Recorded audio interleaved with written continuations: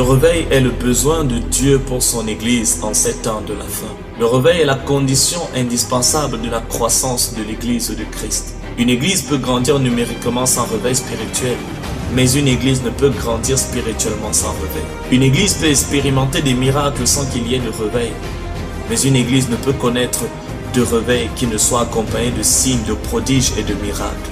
Les canaux du réveil peuvent changer, mais les instruments du réveil seront toujours les mêmes. Le réveil est apporté par l'Esprit et porté par les hommes de l'Esprit.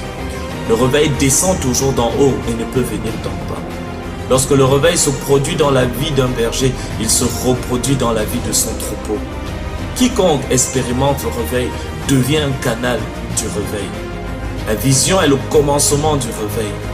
Le réveil commence par une vision du réveil en nous et à travers nous. Une église qui enferme le réveil tombera dans la tradition, la religion et la routine.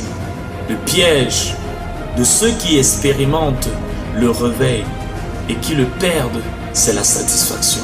Un réveil qui n'est pas entretenu s'éteindra comme le feu lorsqu'il n'y a plus de bois. Lorsqu'il n'y a plus de feu, lorsqu'il n'y a plus de réveil, c'est qu'il n'y a plus de bois, il n'y a plus d'instruments de réveil. Il y a une seule huile pour le réveil, mais plusieurs vases de réveil. Lorsqu'une saison change, l'esprit de l'huile change de vase.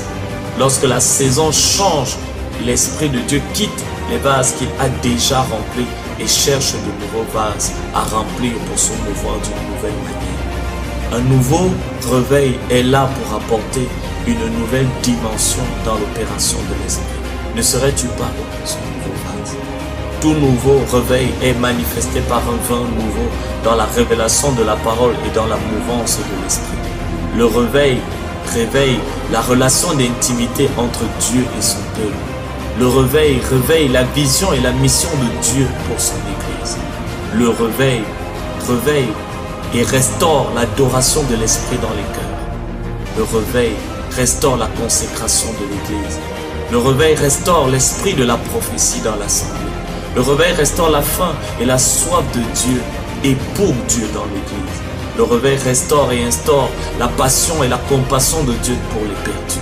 Le réveil éveille la conscience à la présence de Dieu. Le temps du réveil est caractérisé par l'apparition de nouveaux oins. La nomination ou les titres ne peuvent vous qualifier à être des canaux du réveil. Seule la consécration le peut. Le besoin de l'Église aujourd'hui n'est pas seulement le réveil, mais surtout des canaux réveillés qui communiquent le réveil.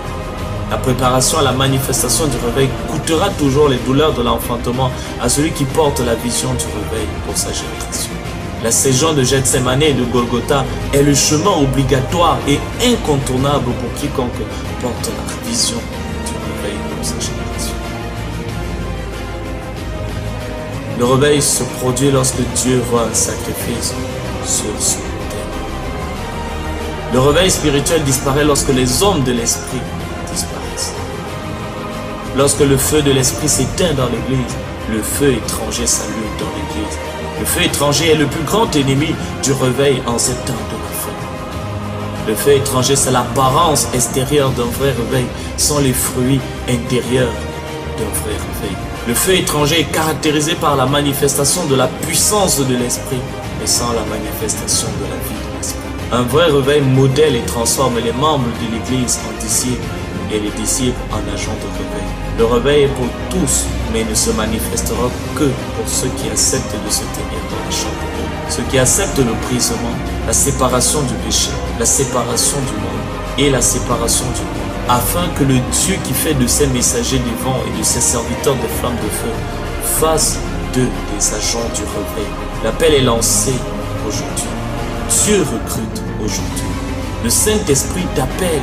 Veux-tu être cet instrument? Dieu veut gagner ton cœur. Dieu veut mettre sa main sur toi.